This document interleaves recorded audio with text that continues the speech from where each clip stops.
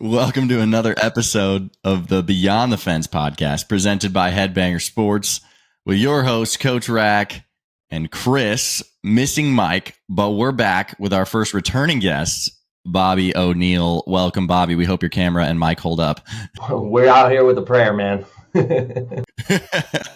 Yeah, man. So, Chris, you on a couple days ago, we filmed our last episode. You were like, man, who should we get on next? You know what? We need Bobby back here. Why Bobby? Talk to me. I don't know, man. Bobby's just a fun guy to have on the podcast. It's just enjoyable. We had fun last time, and we've been chit-chatting on the side a little bit once in a while. So we figured we'd get him back on here and have some conversation.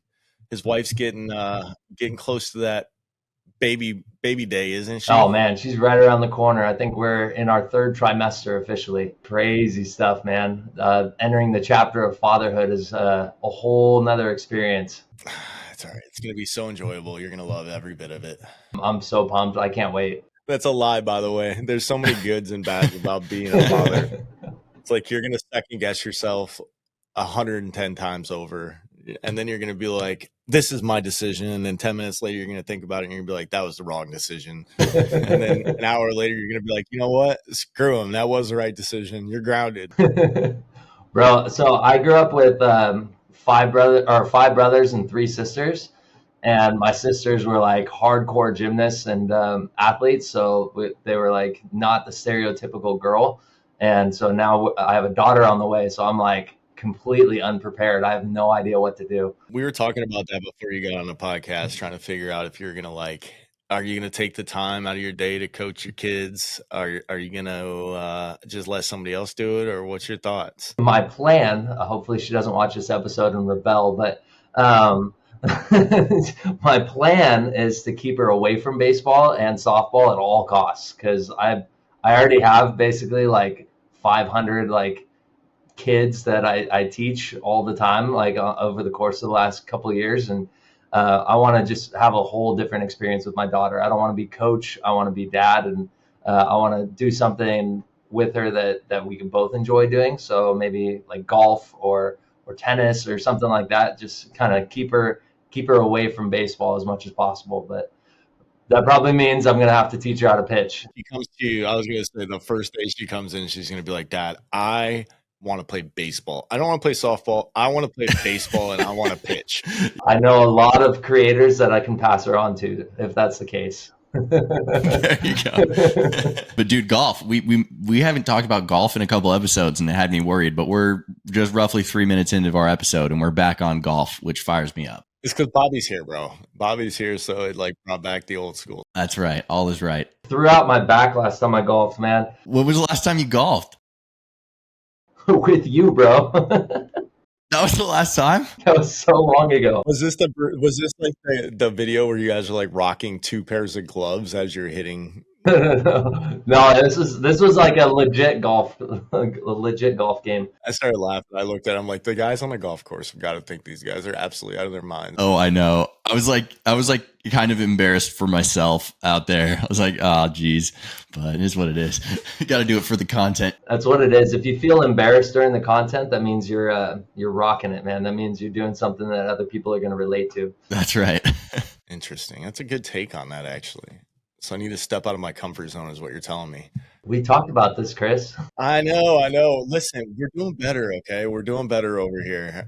All right, we're in the process of just not giving 2 shits and just it is what it is at this point. We actually started a segment last episode, Bobby, and it was going through some of the negative comments that we get on social media and Google, Google reviews or whatever else. And some of the comments were absolutely hilarious. And the majority of them all came from Rack. Did you know that Rack looks like Lord Farquhar? Or is it Farquhar? I think Farquaad, yeah. Farquaad, yeah. From Shrek, yeah. Because he's got that nice, pretty, cleaned up face with the the chin that looks more hey, it's here. Very pronounced. Yeah, pronounced. That's a good way to put it. And then he's got little baby wrists. I don't know why. Someone commented on my wrists, bro. What the heck? I don't know. They were like something about my wow, nice dainty girly wrists or something like that. I was like, bro, how First of all, I can't control that. I'm not going in the gym and working out my wrist. So, okay, if I can't control it, don't make fun of it. First of all. Second of all, weird, like, why are you looking? It's the same guy that probably has a foot fetish in real life. Yeah, Dude, something, they're just man. digging deep at that point, man. Do you have any that you would like to share with us? Because I'm curious. Negative comments? There has to be one or two that stick in your head, and this is the segment to bring it out. Dude, it's honestly, it always comes back to credibility. They're just like, oh, bro, look at your minor league stats, or like, oh, you walked like 14 people in one inning or something. They're always just like trying to roast me. I'm like, oh, you Googled my name? That's cool, bro. Yeah. What are your professional stats look like? I always try to like keep it off of them, or I'll, like, I don't know. Sometimes I'll just go into their profile and like go find something about them and actually compliment them. So I try to like go reverse psychology on them and be like, Ooh. yeah, like I saw some of your some of the artwork you put out. It's pretty lit, bro. And then I'll just leave it at that. And then all of my followers will just freaking obliterate them in the comments. That's typically how it works. But yeah, That's good. There's none that actually stand out. I haven't been getting a ton of negative engagement recently, other than my recent Josh Hader post. They're like, bro, the only reason he was bad at all was because he had like some mental stuff going on. You don't know what you're talking about. So they'll usually just roast my credibility. That video you did do it over 1 million. That's sick. Yeah, it was, those kill it, man. Jank just like knows the formula. So Ian Jenkins, he does like these 4.5 second like comparisons, one on top of the other videos, where it's just like slow motion at the beginning and then it speeds up at the end, and it's all in like how you caption it out to tell what your difference is. But yeah, those things just absolutely obliterate. I think I have like 3 or 4 posts over 1 million just from doing 4-second content, man.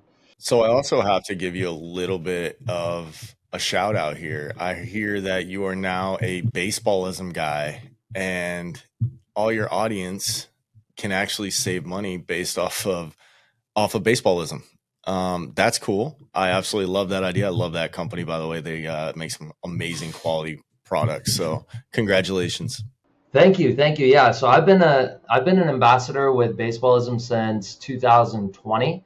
So I think I was their first ambassador, or at least I kind of pioneered that whole thing for them. They didn't have any type of influencer marketing campaign or anything like that. So I kind of got on with their CEO like right during COVID, when they were cutting a ton of people, and just they had a ton of unmet projections for the year, and I just kind of went in and I was making content every day during that time, and just kind of essentially just wore their stuff for free merch, and then it kind of just evolved into like a stipend thing, and then a discount code, and yeah, it's been a long journey with them, but yeah, I've enjoyed them immensely.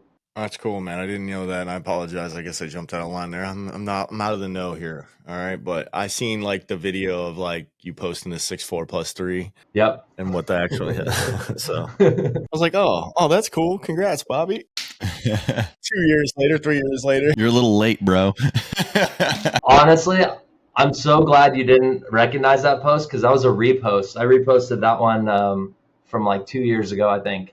But yeah, so that just tells me that I'm posting enough content for my old stuff to not be relevant again. So that fires me up. But there's 3 jokes in that. So there's the 6'4", or 6 + 4 + 3 = 2, and then there's the 9 + 10 = 21. If you guys understand that one, do you guys know that joke?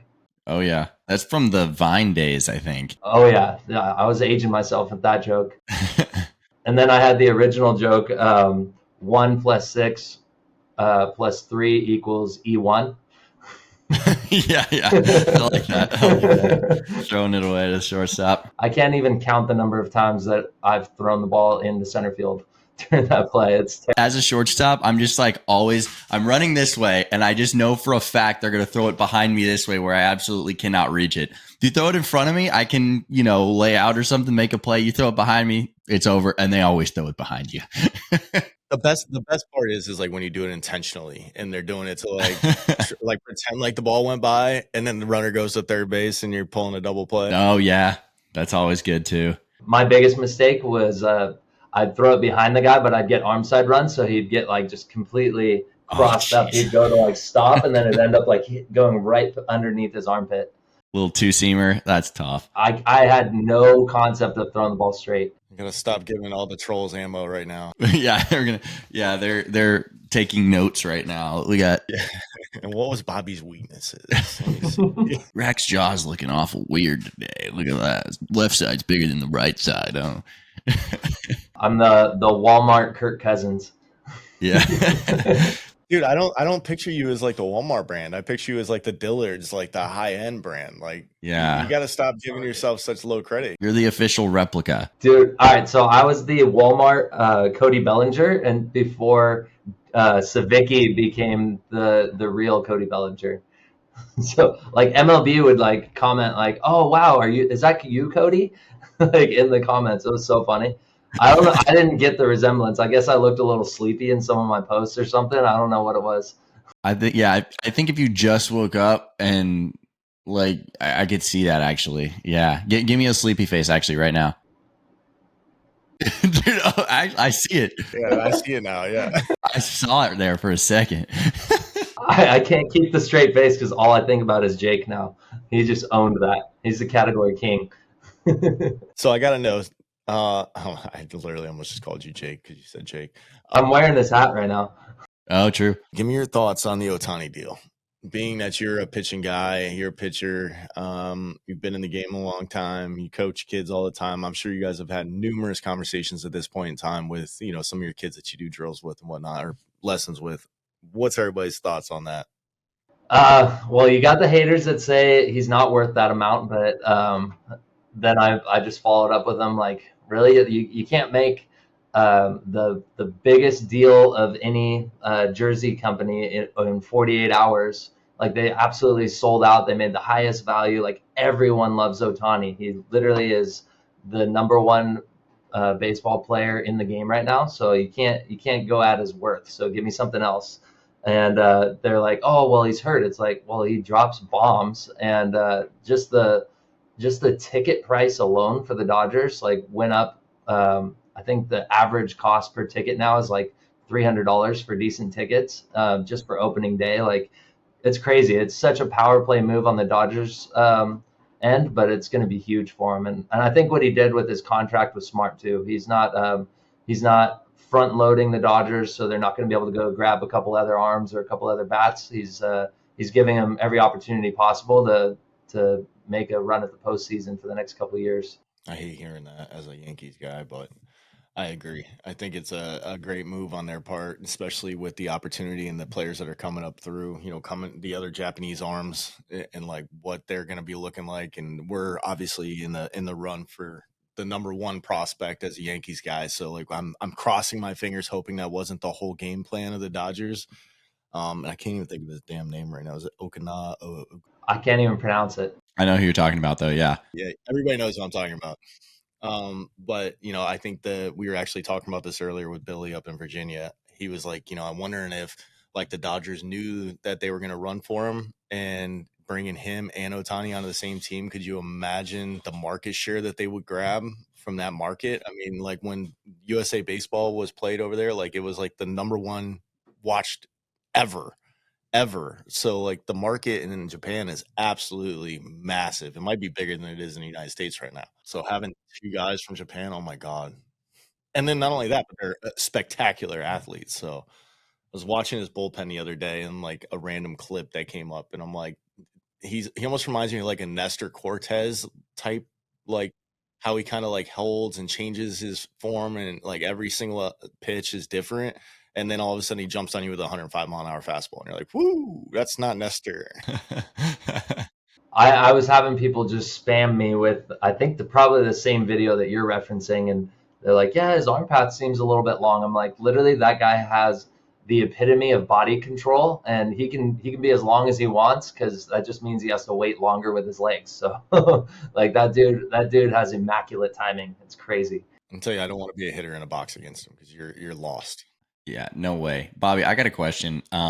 So what do you think that, you know, when you look at Ohtani and his pitching mechanics, do you think I heard some talk about potentially when he comes back, putting him in the bullpen to kind of preserve his arm. Are there things that you see mechanically with Ohtani that may cause issues down the road? Yeah, that's always a touchy subject because especially coming off of an injury, you never want to try and ride the coattails of an injury. But obviously, the three like key elements that I look at when I'm looking at an elite arm or even like a adolescent arm is their ability to control their arm path, their ability to capture hip shoulder separation, and their ability to brace their front side. So sticking their landing, those are kind of the three key elements. And Ohtani has always kind of had a very like foot dominant foot strike. So he like kind of explodes into the ground, similar to Verlander, but Verlander like still maintains that connection to the ground. So I guess the one thing I would say, like if I ever had a conversation with Ohtani, is I would just say feeling a little bit more firm at front foot strike and not like jumping out of his landing. That would definitely help repeatability. Now, I'm not saying that's a health risk or health factor. I think there's also things like the pitch clock that probably played a role in why he injured himself. Just like not having enough rest in between pitches. I think there's a crucial element there that is kind of being overlooked now that we're going to see the consequences with the years to come. But yeah, I think across the board, that's kind of a health risk that no one was really prepared for. But yeah, in terms of mechanics, like he has very, very clean mechanics. His arm path has evolved over the last couple of years. He's doing a lot of really good things, really good. For him, it's just a matter of timing and repeatability. Not something I ever considered with the pitch clock. You think more so like when it comes to like the pickoffs and the batter, like not having as much time to get ready. But I guess when you look at it from a pitching perspective, like from a pitching guy like yourself, like you don't think about the rest in between each individual pitch and having to push through and kind of not really kind of get set when you're pitching and you came up through, like you take your time, you're never in a hurry, and then all of a sudden you got a pitch clock on you. Does that really change your mechanics that much?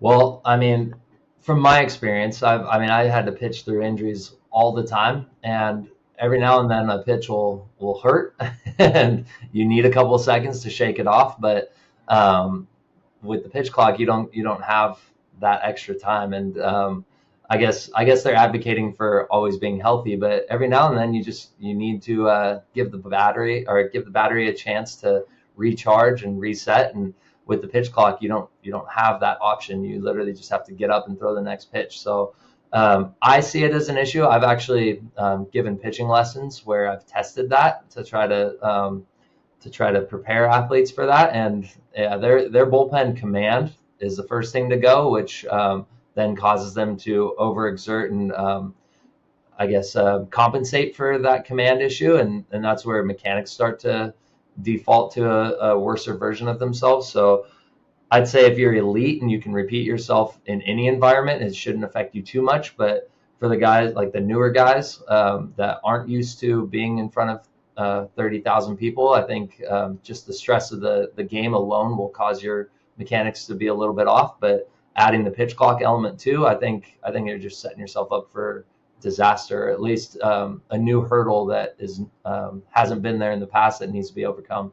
Wow. Well, in talking to the trainer with the Savannah Bananas, because we've had some group calls and talked about a few things that we're going to be working on. And one thing the Bananas do is they're very fast. Everything's fast paced. And so as a result, what they're finding is like, if your heart rate gets up into, say 140, 150, a high intensity workout heart rate zone, then when you're operating at that capacity, you can only maintain that for so long before your performance takes a huge dive. For instance, if you run a mile and then try to do push-ups, you're going to do way less push-ups than you can ordinarily do if you start from a rest, because your heart rate's way up. And so the faster your heart rate can be neutralized, the better your recovery, the faster your recovery. And so for me, that makes me think also, if I'm doing a lift, if I'm bench pressing and I do, a max rep, whatever, and then I re-rack it, and then 5 seconds later try to take it off again and do a max rep, it's like I'm not going to be able to do as much weight as if I wait 30 seconds and try again, or a minute and try again. So I can only imagine that as a pitcher, doing something that's max intensity, something where you have to control your body really well, and you have less time to recover in between, plus you're factoring in all the fans and all these things that get your heart rate up. Do you think there's an element of training that pitchers could do where they can learn to control their heart rate a little better to allow for that quicker recovery between pitches? Do you think that's something that could be adapted in the way pitchers train? Definitely, I think it goes back to a strength element. So how you perform in the weight room is going to be different. I think probably getting more interval type training. Like I'm not saying CrossFit because there's a whole nother world there that I'm not going to try to tackle today. But yeah, I think better interval training, more plyometric based stuff. I think all of that's really good. And I think the game has evolved immensely in that department as well. Like 10 years ago, the strength training was very basic, like the power three, but there's a lot more unilateral and bilateral movements that are going on in the weight room. So like single leg squats, single arm bench press, all that kind of stuff. So adding like a time under tension element where they're getting their heart rate up for a crazy good amount of time. They're doing like a concentric movement and then an eccentric movement. I think all that kind of stuff plays a huge role into how we perform on the field as baseball players. It's different than football players for sure. But in terms of like actual bullpens and then even days rest, I think the game needs to evolve to accommodate for the pitch clock. I think what we currently have on the market for days rest and pitch count limits and stuff, I think it probably needs to get adapted. But that's not going to happen until more injuries happen or something else changes. I think it's just adding a whole new variable, and now the formula needs to get adjusted. So I think it's you look at the athletes from 20 years ago compared to what and when I say athletes, I'm really more talking about the pitching side of things right now. Like pitchers 20 years ago compared to pitchers now. You had guys smoking cigarettes in the bullpen 20 years ago, 25, 30 years ago. Now you got guys that are, they're gym freaks. What's his name? Chapman. Like Chapman went from being like this scrawny kid when he first came in to being an absolute jack beast of a athlete on the mound. And I think you're going to start seeing more like hit workouts kind of get involved into baseball and more sports, especially with the pitch clock. Like, is there anything that you think the MLB would do to be able to change something like that to help pitchers along the lines? Like, I know we're trying to speed the game up, but obviously if injuries start popping up and you start getting these big names, especially like Ohtani and these big guys are getting these huge contracts, you're going to have to make some kind of adjustment because the MLBPA is not going to deal with that. Yeah, I mean, like I said, it all comes back to change in variables, and the game is always evolving. I think pitchers are throwing harder now than they ever have, and just that alone, like I think that's the number one cause of injury is just volume. It's our body's inability to handle the stress load. So that's a good question. I don't know what MLB could do. That's why they're getting paid the big bucks to help protect a lot of those high valued arms. But I think the bottom line is when you're introducing something new like that, just like introducing replay clocks and everything like that, like the game had to evolve then, and it's going to have to evolve now. And I don't know what that looks like, but there definitely needs to be something that happens. Going back to the bananas rack, like, is that something that's being implemented into Banana Ball? Like, are you guys going to have some kind of a pitch clock, or is it just? Yeah. So there's really no need for it because again, all the pitchers for every team in the Bananas organization, whether you're on the Party Animals, Bananas, or the Firefighters, all of them are under the same coaching staff, and it's very much so emphasized like we work quick. Batters aren't allowed to step out of the box unless they're dancing, yeah. So it's all go, and that's the whole culture that they've created. So there's never really a time where a pitcher's standing around and like waiting between pitches. Like if they did, it would be super weird, and everyone would be like, "Wait, what are you doing?" So there's just the culture in Banana Ball makes it so there's really no need for a pitch clock. Also, they play without they play on the clock in general. It's a 2-hour game and the clock's ticking down the whole time. So there's really no downtime in those games. I need to get out to a banana game. I have never seen one. Listen, Bobby, we're all going when they're in Miami, okay? So you can come down. We'll do something fun. We'll all go out, and then we'll go to like I told him, we're going to all – he has 9 tickets. 9 tickets allows us to have HB Sports with an exclamation point on our front, like our backs, and on the front, it'll say Rack's Corner. Yeah, on their bodies. Oh, yeah. This is what Mike was like. Bro, I'm not. I would love to say that I would do that, but I definitely not. Maybe we'll get like a T-shirt made or something instead. So, Bobby, have you ever thought about maybe doing some kind of banana ball? Dude, so got a baby on the way. I'm closing escrow. I got roots growing, man. It'd be tough to get back on the road again. But my internal like child is like, dude, maybe you should apply next year. But I'm just like, I don't know, bro. I got that baby that I want to watch grow up. I don't want to be on the road. How long is the season, Rack? Yeah, February through September. I think our last game's like beginning of October. Mm-hmm. So it's basically a full season. That's a full season.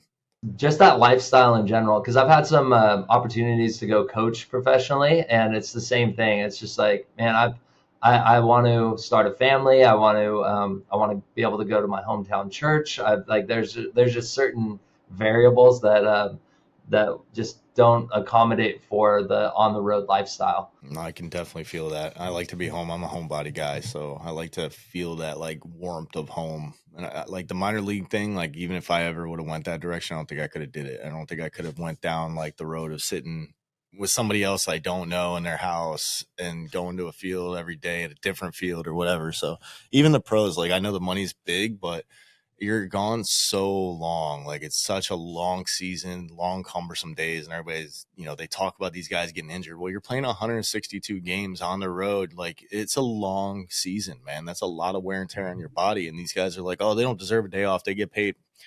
Bullshit. So we were talking the other day about kind of youth sports and seeing parents get involved with their kid and talking to high school coaches for their kids. Being an instructor, do you have any kind of, and I already know your answer, I think, but do you have those parents that are going to get like more involved than the others, that are going to think that their kids are really like way better than they really are? Or how can my kid get more playing time? And I know you don't want to get in trouble, so tread easy here. But we're on the process of trying to get canceled. So yeah. We're just going to keep rolling it out there. But yeah, I got to know, like, give me some examples. You have like that one guy that you dealt with that, was way too hard on their child. Like, give me something. So you're talking about helicopter parents. Yes. Dude, helicopter parents, they're the best and the worst, because they have the best intentions, but they're making the biggest detrimental decisions for their child's career. Like the kids with the helicopter parents burn out before high school. And if they don't burn out before high school, they rebel after high school. And I've seen guys who've just pushed through and gritted their teeth and have gotten into college and then quit while they're throwing 95, 96, just because dad pushed them too hard or dad pushed them away. I'm not for like I don't know how not to cuss with this statement, but yeah, I'm not for I can't, bro. Kirk Cousins the second. So we can bleep it out. All right, we'll bleep it. I'm not for being a soft parent at all. I'm a huge advocate for the way like my dad raised me, where it's almost military style, and there's certain high expectations that need to be met. But when you're a helicopter parent and you're overstepping your bounds as a parent and turning into coach 2.0, then it's an issue. I think a lot of parents have the best intention. Like they want their mijo to do whatever he should be doing. And if the coach is getting in the way, they're going to voice it out. But yeah, I think at the end of the day, knowing when to pick your battles and knowing when to stay quiet and when to be a cheerleader are super valuable lessons that all parents can learn. So I've had a ton of experience in that, man. I've been in this game for 11 years now, and my job as an instructor isn't just to coach the athlete. It's kind of to mentor the athlete. It's to mentor the parent on how to be a good parent. And then it's to mentor the athlete and the parent on how to be a good unit for their coach. And so as a result, my job is to help the coach win ball games by keeping the parents off the coach's back and by keeping the athlete healthy and in the game. So that's kind of that trifecta. It's a team effort. If we're all three doing our roles, the parents, the athlete, and the coach, and then the instructors, like that kind of person in the background that doesn't need to get mentioned. But if we're all doing our jobs, the game's going to run smoothly, and no one's going to step on anyone's toes. So that parent out there who's overcoaching, I've had a few of those conversations, and I kind of am super brutally honest with my parents early on. If I feel like they're overstepping their bounds, like I'll typically know within the evaluation if the athlete's going to be able to hang or if I'm going to be able to hang with the parent. Those are kind of my two criteria. So the athlete, it's just, are you going to be focused? If you're not focused, I can't work with you. I'll usually give a little bit of a grace period on that one, but the parents, it's kind of a deal breaker. If I'm trying to use that like initial 15 minutes to kind of connect with Timmy, and I have Timmy's dad like speaking and answering for Timmy, I'll typically like pause, walk over to dad to not be disrespectful and hear like what the kid's saying, and I'll just like tell him like, hey, I'm trying to use this time to like get to know your son a little bit. Like I don't need the right answer. I just need his answer. So if you don't mind, you can just kind of sit over there and just kind of listen from the background. I'll call you over when I want to recap what I learned or what Timmy learned today so that you can reinforce that on the home front. So that's kind of my way of kind of showing the parent like, hey, like you're interfering. Like I don't need the answer. Like I just need to know where Timmy's at, and I need to know that Timmy knows that I care about him. So that's kind of my initial thought with that on the parents' end. But if it continues, then it's like, hey, you may not know this, but what you're doing for your son is actually burning him out, and you might be responsible for him quitting one day. So I usually lay that out pretty fast, and I've had a few parents who have heard that and were receptive to it, and actually like improve their relationship with their son as a result. Like he started easing off a little bit, started being cooler, and I've talked to the son now, and only he would know that I'm referencing him, because I don't even think the dad knows this, but their relationship improved immensely. They're talking more. They're not fighting. Like I've been working with this kid for 10 years now, and it still blows me away like how much better their relationship was once I had that conversation with the dad. So yeah, I guess from the coach, like the coaching instructor's perspective, we need to be harsh with parents, because parents don't realize and they don't get a lot of feedback on that end, like how they're looking towards their son from like a fly on the wall perspective. So yeah, getting feedback, getting reinforcement from the coach's end to the parent, that's a huge life lesson.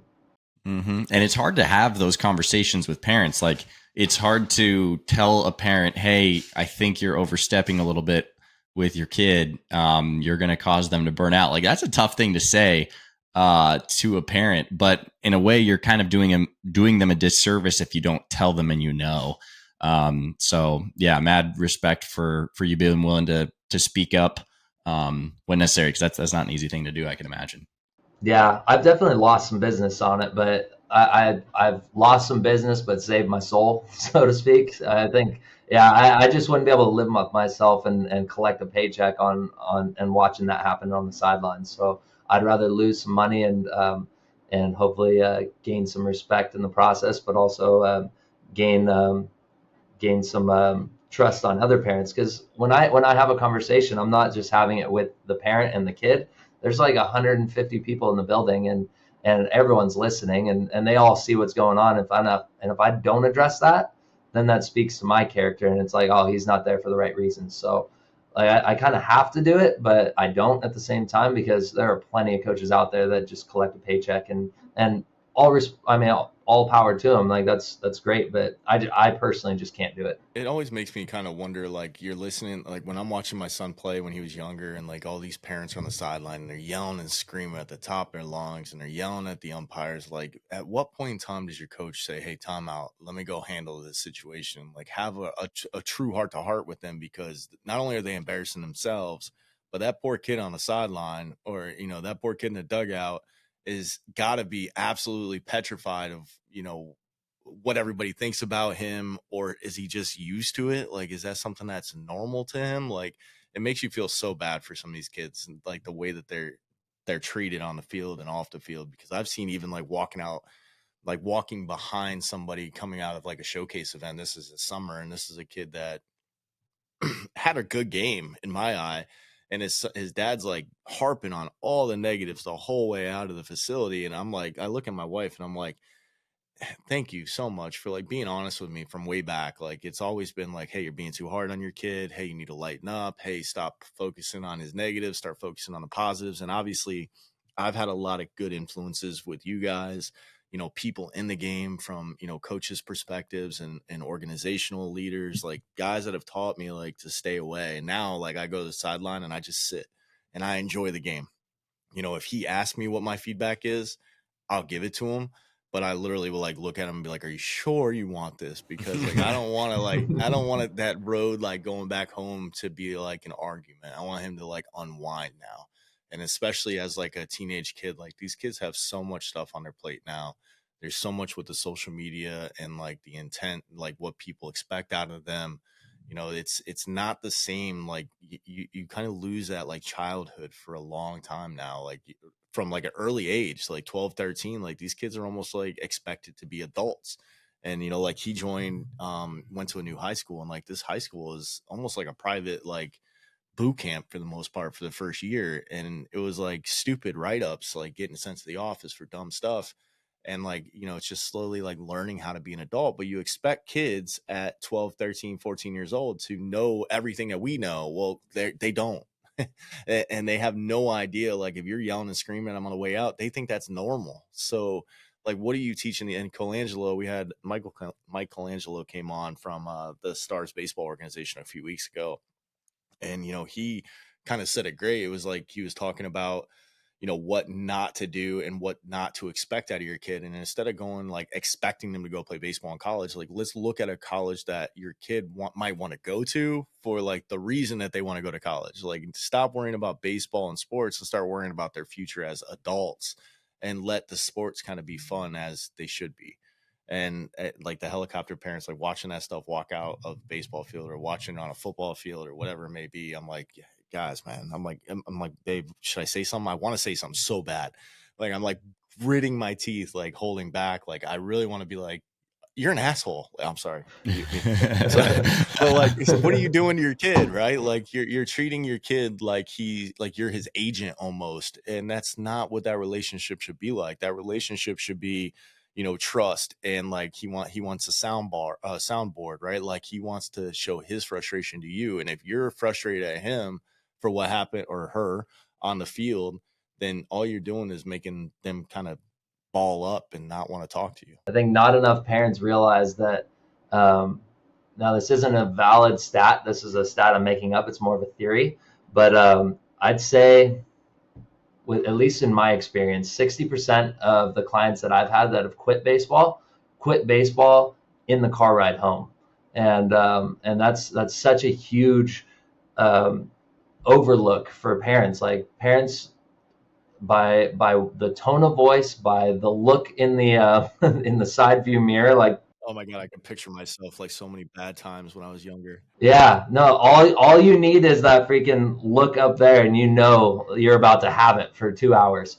And I speak from experience in this one, but I think just the look, or just the wrong question at the wrong time, could lead to issues further down the road, where there's like the child forms like validation issues and a lack of identity issues. Like, there's so many issues that sprout like beyond baseball. Even like, it's not just about like whether or not you compete in baseball, because baseball isn't the athlete's identity. Like, the athlete is your son, and your son is more than just baseball. And if you ask a parent that, they're going to say, yeah, of course, he's my son, I love him. But your actions or your body language don't always communicate that. So just that car ride home, I think the best question you could ask your son is, what do you want for dinner? And I think that's the biggest diffuser of the fear of that look, because every athlete knows that their dad wants to ask that question, and if you don't, it kind of diffuses the situation. It allows the athlete to have time to decompress, but also let their guard down a little bit. And they may not ever say a word, but if you just make it, okay, what do you want for dinner? They're going to go and they're going to be a kid, and they're going to realize, like, oh man, I know my dad saw me mess up. He watched the entire game. He didn't scream at me, but he saw, and he still loves me at the end of the day. And I'm just going to get up and I'm going to go work harder next time and do better. And maybe he says, like, man, I'm so mad about that last outing. Then if it pushes to that layer of like him opening up, don't instantly jump on and be like, yeah, if I were you, I would have done this, this, and this. Then you just say, like, yeah, what do you think you could have done different? He's going to give you the answer. You know, he's going to give you the answer. It's just a matter of giving them the opportunity to give you the wrong answer. I think a lot of parents kind of treat their kids like little half kids that don't know the right answer. But dude, that kind of speaks to your lack of quality as a parent. If you haven't raised them to know how to speak for himself, then that's on you. Like, you should at that point, in that moment of failure, you should expect your son to know what he did wrong. And if he didn't, if you ask him, what could you have done better, and he says, I don't know, then you say, like, well, let's think back to what your personal coach taught you. Make it less about yourself, more about like what the athlete learned from the coach. Now you're equipping that athlete to use cognitive reasoning, but also remember the hard work that he put in off the field. And now it's still about him. All the while, you have the answer in your own head, but you're giving him the opportunity to come to that conclusion himself. I think that's the fastest way to be a supportive parent, but to also equip your son for future failures and future flaws and future breaches in identity. Like, he's going to be able to look back to moments like that and be like, hey, my dad had my back in that moment. So one thing, like I said, like when I was growing up, I was the same way you were. Like, I was raised in a military household. Things were done a certain way. I had a lot of chores around the house. I was taught yes sir, no sir, yes ma'am, no ma'am, and like sometimes it gets me in trouble now because people are like, well, don't call me ma'am, and I'm like, well, that's just who I am. Like, don't take it personal. But one of the things I think kids or parents, as they're coming through with younger kids, is they try and push that immediately onto their child instead of allowing them to grow up. And like when I was a coach, I was very young. I was 20 years old, and I was not the same person I am now. I was definitely not the calm person that I can be, or like the, understanding kind of like take a minute and like relax and chill. It was like, let me just jump. And, like now I just want to look back and like smack my old self in the face and be like, what did you do to your kid? Cause for 2 or 3 years, it was like, I didn't have a relationship with my son. Like we didn't have a relationship, but it wasn't, he didn't come to me and ask for my advice. And like, as a dad, like that's what you want. You want your child to come to you and ask you what for life advice, and you want them to be able to trust you. And if they don't, then there's something that you're doing incorrectly. So like maybe there's something that we can do, maybe even just from the little leagues perspective, like a little league side, right?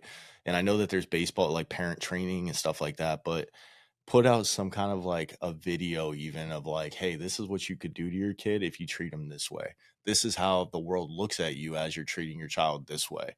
And like give it a point of view so that people can understand, what they're doing to their child and what they're making their friends think about them and what their family life may be at home. Because you could have the best family life at home ever, but you go to the baseball field, your mom's a psychopath yelling and screaming at the coach, and everybody and their brother thinks that you guys are all crazy. So, and I know a lot of people don't really care what other people think, but I think as a young kid, especially in like little league and young travel ball kids, like kids care. And they care what the perspective of their teammates and their friends are, and to give them some type of an outlook from people who have been through it. Myself, like coaching as a coach who coached his dad, or his son, sorry, and been through that, like grown up. I can write a freaking book. I'm just like thinking of all the ideas that we can do, but like there, it's understand, man, like stop doing this crap to your kids. Like stop hurting your children by being a helicopter parent and not focusing on allowing them to have fun and why they're actually playing the sport that they're playing because they enjoy playing it. And if you're ruining it for them, you're wasting your time, you're wasting your kids' time, and you're making yourself look like an ass. So, and that's the thing. Like, I think what a lot of parents are scared of, is being too soft.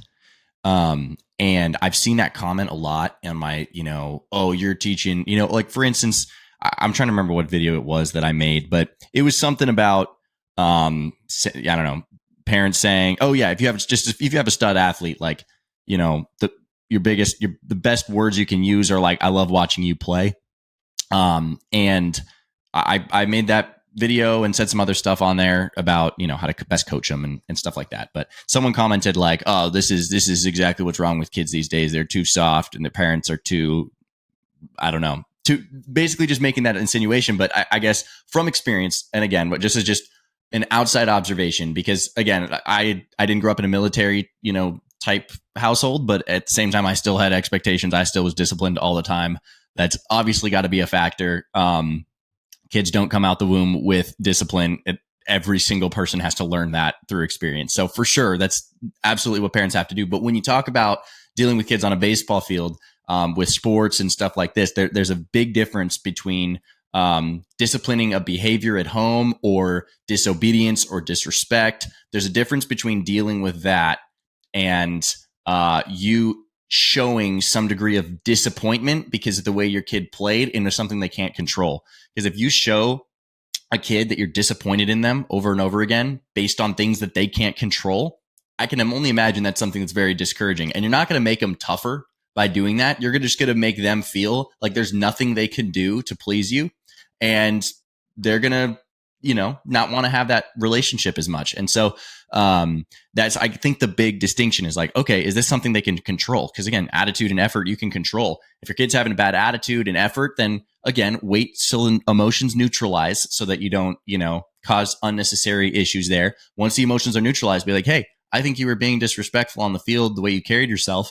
Do you think that that's the case? Can you see that? And potentially have that conversation. Again, I'm no expert on this by any means, but what I have seen is time and time again, players will have parents who express how disappointed they are in their kids on things based on things the kids can't control. And those kids always burn out or have poor relationships with their parents. And trying to avoid being soft isn't a good enough reason for you to almost ensure that you have a damaged relationship with your kid and a kid who doesn't want to keep playing the sport that they're playing. It's not worth it. I would rather appear like a soft parent and maintain a relationship with my kid and have them still want to play the game. So again, it's not being soft. And I think that one of the best things that you can do for a kid, I think, is empower them. Because that's, I think, something that I was a lot growing up. Like I was very much so empowered by my parents, but the ways that they empowered me was not by telling me, hey, you're not doing enough. You struck out this time and this time. You should have done this. You should have done that. It was like they were fired up when I did good. And I was like rewarded in a sense for that. And any time that I wanted more training or to play more games or anything, like they made it happen. I was able to play more games.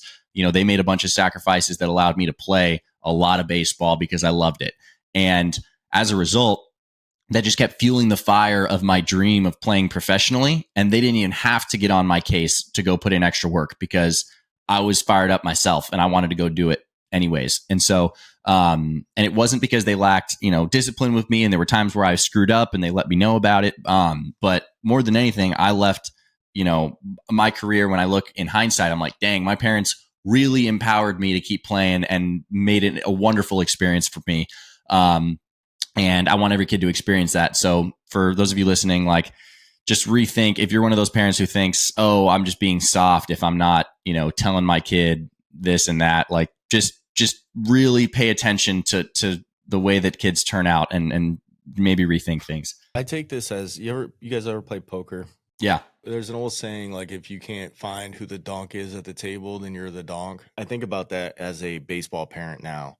And like, if you can't find the donk or the crazy parent on the sideline, then more than likely it might be you, unless you're on a team, which is, fantastic, which we were blessed to be on a team last year for probably one of, the most under crazy people I've ever seen in my life. And obviously we're at that age now where like we were playing 16U, most of the kids were 15 and playing 16. So like we understood like we were playing up. We also understood that we were progressively on a team that we wanted to better ourselves and not worry so much about winning.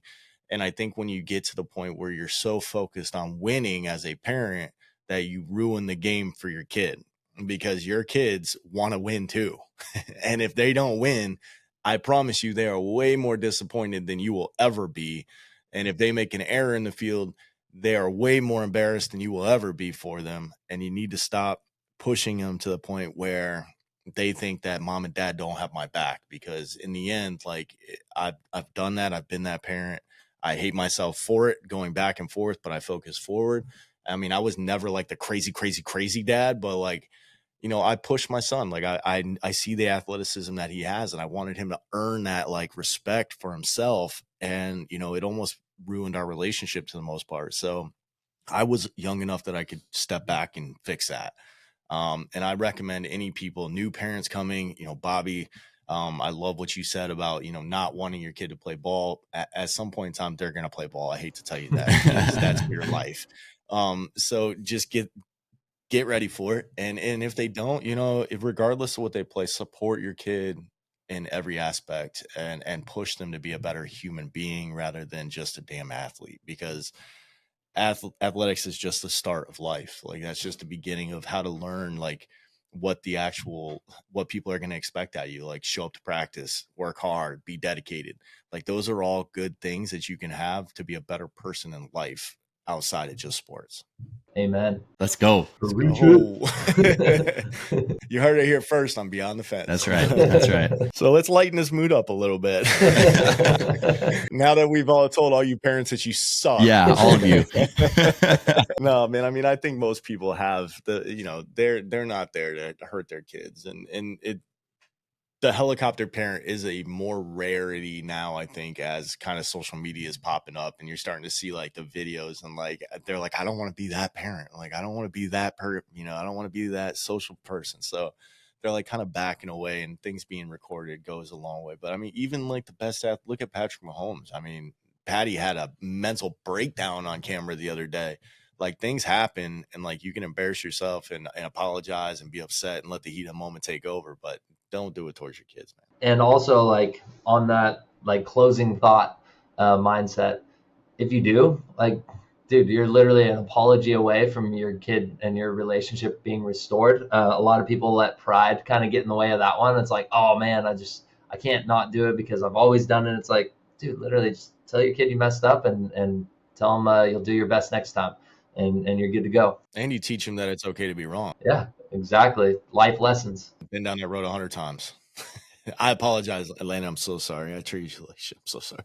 Yeah, I don't hear those words, I'm sorry, enough from parents. I wish parents were more like that. So when you're here and like these kids, obviously there's not as many parents that are doing that, or you would have had more stories to kind of tell us. But when a kid do you notice it in a kid's like not only their mannerism, but their performance based, like how their parents are acting? Like, can you see that? Like being in the game, like you guys have been in the game way longer than I ever played. But looking at it from like a performance aspect, like do you notice a huge difference from like a parent who's way pushing their kid too much compared to a kid that's not being pushed at all? I definitely, I don't know. I kind of have, I guess, social awareness on that side of things. Like I might be socially awkward from being homeschooled, but I can pick up on. What's all the influencers being homeschooled? I know, dude. I had a homeschool like school. Like I had 8 brothers and sisters with me, so there was yeah. So I was like the anomaly of like super isolated homeschoolers, but I was definitely homeschooled. Rack and I have that in common, but yeah, I think I think just picking up on those subtle tendencies for athletes, like when you're around them enough, you know what they act like when mom and dad aren't around, and then you see the added pressure when they are around, and you're like, okay, there's something to that, maybe worth addressing in a little bit. But yeah, typically if the presence of the parent doesn't like enhance the performance, then there's an issue. If the kid is feeling all this unnecessary pressure, especially in like a bullpen setting where it doesn't matter, then that either means the kid is soft or the parent is too tough. So I typically look at it from both perspectives, because I don't like to instantly just blame the parents, because sometimes kids are just, you know what, like they're just little shitheads. Yeah. Oh, bleep, bleep. Star. That's 4, right? It's either the parents' fault or it's the kid's fault, and it's never just a one size fits all model. But yeah, I think if there is like an obvious like cloud over the athlete when the parent shows up for the lesson and he's just not able to perform, I'll typically like pull the dad aside, or I'll shoot him a call that later that night and just kind of ask him if everything's going good. And I've had some of those conversations where it's like, hey, like grandma's in the hospital right now, and this like your lesson with our son is like something that we can't miss, because it's like his escape. So how you just keep it fun and keep it not what's going on the home front, that's always super helpful. And I always get like, I don't know, people appreciate how I handle lessons, because sometimes those kids, when they're having a tough time on the home front, that's the only thing that they enjoy doing. So yeah, sometimes it's just a matter of checking in, not just instantly jumping down the throat of the parents. But yeah, it's always worth asking the question. Well, I tell you, I'm pretty impressed with both of you guys as going to be parents. You guys are going to do great, both of you. Oh, well, thanks. Lord willing, I don't know. But dude, yeah, I think that's a great just general observation. Like, does the kid's performance change? Do they get nervous? How does their demeanor change when the parent's right there? And if so, they're just, again, might not be entirely the parent's fault. They might not be able to control that. Maybe the kid just really wants to impress them or something. But yeah, that's just a good question the parents should ask themselves. Do I feel like my kid would do better if I were not standing here right now? And if so, then maybe ask yourself some more questions. Avoidance isn't the answer either. Like if they're not doing good around you, that doesn't mean just go sit in the car. That means like solve the problem. Because I have that spectrum too. I have a kid whose parent like doesn't come in, and he goes back to the car, and then he gets chewed out for not having the right answer for what he worked on that day. So that's not the answer either. It's not just like do good during your lesson and then freaking let me rip your head off as soon as you get home.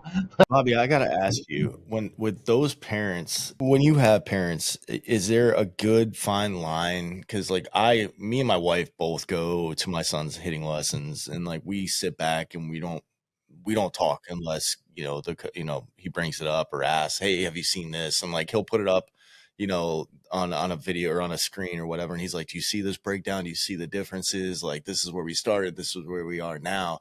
As an actual instructor, do you prefer parents that can be helicopter parents without being helicopter parents, like more supportive and like being there to kind of like I guess show I don't even know how to put this. Their support, maybe. Like, do you have? Obviously, you have parents that drop kids off and roll out and don't ever show up, and then you have parents that are in there, I'm sure, and watch every lesson and kind of watch that progression. As an instructor, which one do you prefer, or is there one? I guess it depends on the parent. I've been doing it for so long, man. There's no one size fits all model. I try to assess and evaluate not just the athlete during our first few lessons, but the whole family dynamics. And if it seems like dad is hands-on or mom is hands-on, like I want to instruct dad and mom as well, because I want 10,080 minutes moving us or in the same direction instead of just 30 minutes with me and then 10,050 in a different direction with mom and dad. So I'm a huge advocate for collaborative effort and team effort, as long as it's healthy and as long as it's not two opposing forces.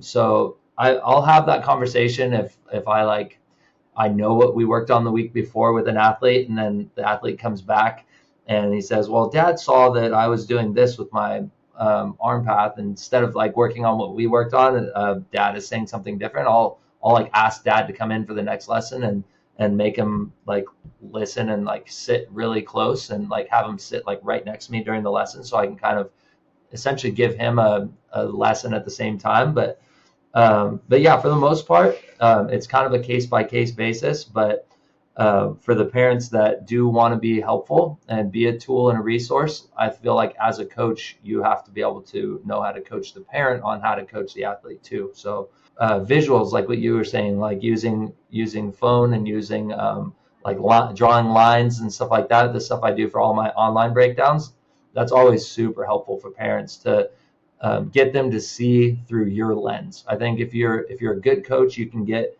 any age group to see through your lens by using visuals and words and all the stuff that we learn in content critiques. But yeah, I think for the parent that's just too much, where they don't know what they're talking about, but they just want to have something to say. Those are the parents where I'll typically pull aside and just say like, hey, let us work, be supportive. You're doing a great job taking them to the lesson. You're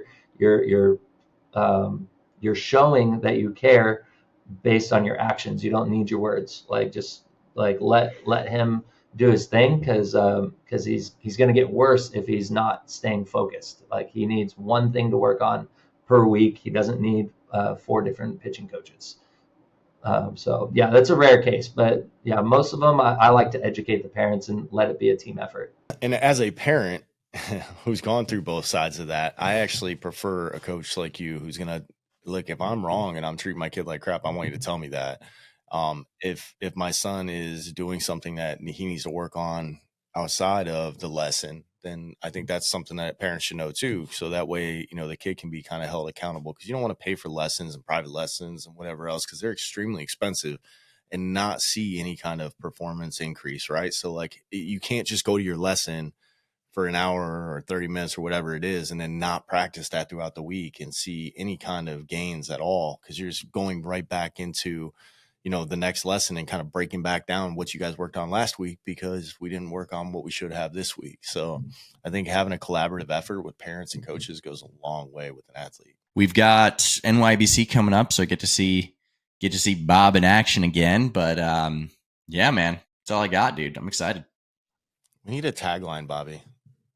What is my tagline, Rack? I don't know yet. Like some guys call me the pitching guy, but I don't have a tagline. I kind of like the pitching guy. I mean, the best way to come up with one is like, what would be sick on a t-shirt? That's what you want. Exactly. Yeah. The pitching guy is not it. That's not it. Nope. It's not it. Unless it's like caricatured and it's like coming out like kind of like a Kirk Cousins, like, you like that? It has to be that good. Like it has to be that good. Yeah. Dude, so back in 2020, when I was like first starting on social media, I would always say, get the heck out of here. And that I was thinking about doing that one, but putting that on a shirt, like, get the heck out of here. But that can't be. Yeah, that might be it. But I feel like, yeah, dude, whatever it is, just roll with it and then just keep beating the heck out of it. Like if you say something enough times, people will start saying it too, Like, let's grow. Exactly. I don't know. That works, I guess. I just say it over and over again, and now other people say it too. So that's awesome. I love it. Yeah, we'll have something figured out by January 7th.